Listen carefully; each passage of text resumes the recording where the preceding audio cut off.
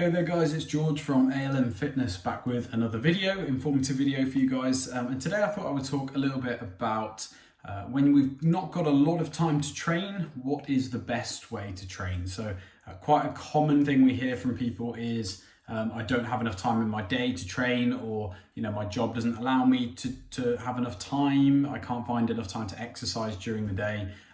Or my priority is with kind of other things. Now, it's always an interesting thing to hear because we often tend to have time for things that we enjoy, or the majority of people who come to us with that problem, I imagine, spend a bit of time during their day, maybe if it's 10-20 minutes or even half an hour in the evening watching TV, maybe spend a total of an hour over the day scrolling through Facebook or Instagram.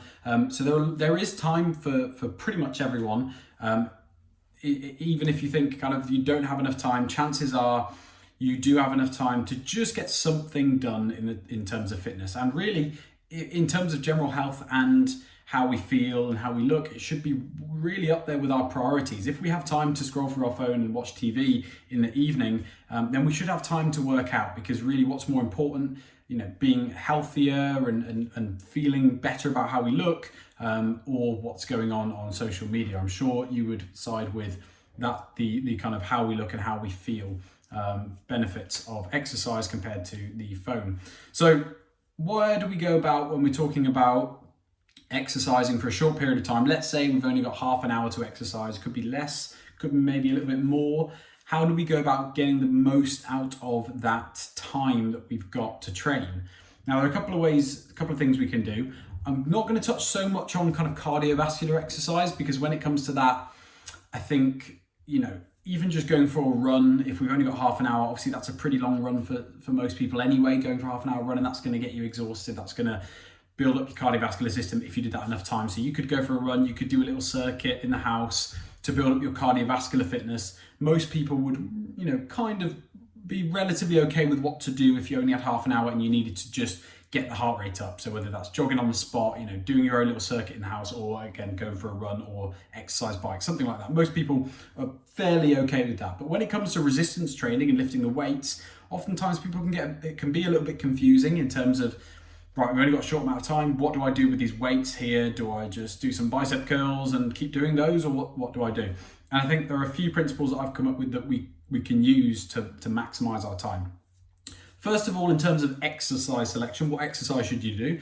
Well, when you've got limited time and over the periods of several weeks, when we've only got about a 30-minute kind of session in each block, what we'd be looking to do is sticking to compound exercises. So these are exercises that use a lot of muscle groups rather than just focusing on one muscle group. For example, that bicep curl example I just gave, that's pretty much just working the bicep, a little bit of the forearm, a little bit of a couple of other accessory muscles, but mostly speaking, we're just working the bicep.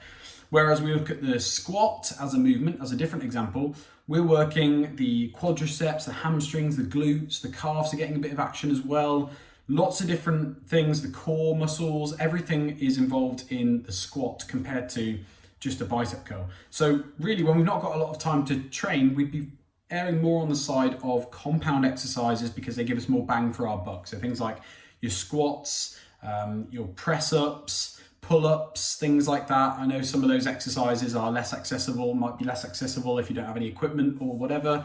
But there are lots of different movements you can do, and you can kind of Google to find the best compound exercises. I'd mostly stick with those. Then what else can we do in terms of how can we still maximize that time? Well, we can use supersets. So what supersets are is you perform an exercise, and then when you can't do any more repetitions, you will then back it up with a different exercise. So you'll do two exercises back to back rather than just doing one exercise and then resting for a certain amount of time. So what you do is you do one exercise straight into the other exercise, and then you'll give yourself some rest after that. And what that will do is basically the research has actually shown on this one, there's been a bit of research on this, in that people who do supersets are actually getting similar, if not the same benefits to strength and muscle than those people who are going in the gym for longer, but doing the same amount of sets. So let's say I went in there and I did two supersets. So I did one where I did two exercises back to back, another where I did two exercises back to back, and that took me 10 minutes. But someone else goes in the gym and they spend 20 minutes in the gym because they go one exercise, rest, the other exercise, rest, other exercise, rest, other exercise, rest. So they split up their 4 exercises like that. And actually the 2 people we find have pretty similar muscle growth and strength gains. So that's really beneficial. Supersets would be another one I would add in there. Another key point, and probably the most important one when you've not got a lot of time, is to train to failure. You need to get to the point at which your muscle can't do any more of that movement, or at least close to that point, very close to that point. So again, if we're doing a press up, that would physically be the point at which we can't push ourselves off the floor anymore. If we're doing a squat, it would be the point at which we can't really, our muscles feel a bit crampy, they've got that burn feeling and we can't really push ourselves back up. Those are the points at which we're aiming for. And if I could tell someone who doesn't have much time, if you told me you had 5 minutes to train, I would just say, press ups, 1 set to failure, squats, 1 set to failure, and something else, 1 set to failure, because that really is where we're getting the most kind of muscle growth and strength gains in that area there in terms of going to failure. So really, really important. If we don't do that, we won't get much at all out of our training. So that is dead important. One of the most important things there.